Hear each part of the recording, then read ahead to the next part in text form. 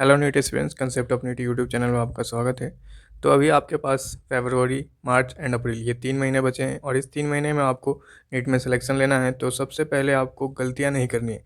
ये 3 महीने में आपको कोई भी गलती नहीं करनी है। और सबसे मोस्ट इंपॉर्टेंट गलती, जो अगर कोई बाबू सोना कर रहा है, अगर ऐसे रील्स वगैरह शेयर कर रहा है, तो आप वैसे लोगों से दूर रहें। या फिर अगर आप इंस्टाग्राम यूज़ करते हैं, फेसबुक यूज़ करते हैं, या फिर यूट्यूब पे रील्स देखते हैं, कहीं भी रील्स देखते हैं, तो ये रील्स देखना बंद करिए। और जो आपको रील्स शेयर करते हैं, रील्स शेयर करने वालों को ब्लॉक करिए 3 महीने के लिए। और आपको इन सारी गलतियों से बचना है। दूसरा पॉइंट ये है कि आपको 3 महीनों में कुछ ज़्यादा ही डिसिप्लिन होना पड़ेगा। मीन्स कि आपके उठने का टाइम, सोने का टाइम, खाने का टाइम, टेस्ट देने का टाइम और आपके पढ़ने का टाइम, ये सारे टाइम फिक्स्ड होने चाहिए। इसका बहुत ज़्यादा इफेक्ट पड़ता है जब आप एग्जाम हॉल में बैठ के क्वेश्चन पेपर सॉल्व करते हो। तो आप फोकस के साथ क्वेश्चन पढ़ते हो और फोकस के साथ क्वेश्चन सॉल्व कर पाओगे।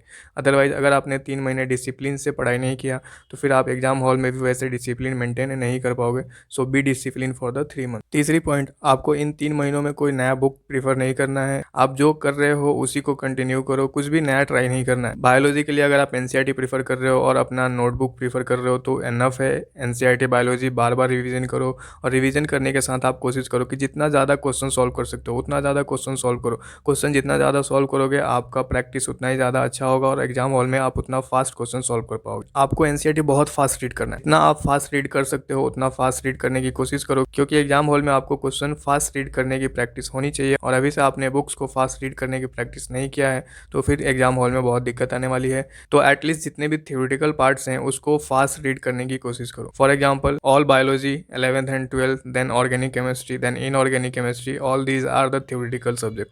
सो इसको आपको फास्ट रीड करने की प्रैक्टिस होनी चाहिए। नेक्स्ट मोस्ट इंपॉर्टेंट पॉइंट, आपको अपना हेल्थ भी अच्छा रखना है। अगर आपके 3 महीने में हेल्थ खराब होते हैं तो हेल्थ खराब होने की वजह से भी डिस्टर्बेंस क्रिएट हो सकता है। हेल्थ को मेंटेन करने के लिए आपको पता है कि आपका जो डाइट प्लान है, अगर वो हेल्दी रहता है तो आपका हेल्थ भी हेल्दी रहेगा। सो जंक फूड वगैरह खाने से बचो, ऑयली चीज़ खाने से बचो और लाइट फूड इंटेक करो, जिससे कि आपका हेल्थ प्रॉब्लम क्रिएट नहीं हो। एक और सबसे मोस्ट इंपॉर्टेंट थिंग होता है कि बच्चों को लगता है कि नहीं, सोना बहुत ज़्यादा इंपॉर्टेंट है एग्जाम के टाइम पे।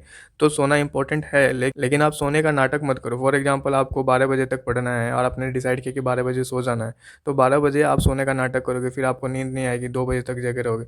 तो आपको जब तक नींद नहीं आती है तब तक आप पढ़ाई करो। सोने का नाटक नहीं करना है। आपको जब तक नींद नहीं आती तब तक पढ़ाई करो और आपका ऐसे ही हैबिट बन जाएगा। आपको हैबिट ऐसे बनाना है कि आपको 2 to 5 नहीं सोना है। उसके पहले आप कभी भी सो सकते हो, कभी भी जाग सकते हो, लेकिन जो सोने और जागने का रूटीन है वो डिसिप्लिन होना चाहिए सिर्फ। लेकिन कभी भी आप कोशिश करो कि नाटक मत करो। पढ़ाई का नाटक नहीं करना है, सोने का नाटक भी नहीं करना है। सपोज मान लो कोई पढ़ना चाहता है 2 बजे तक और उसको 12 बजे नींद आ रही है, तो पढ़ने का नाटक करेगा 12 से 2 बजे तक। तो उस नाटक में क्या होगा कि आप अपने आप को धोखा दे रहे हो। उसमें कुछ भी आप सीख नहीं सकते, कुछ भी आप अपने माइंड में ग्रैप्स नहीं कर सकते। तो वैसे चीज़ों से बचो।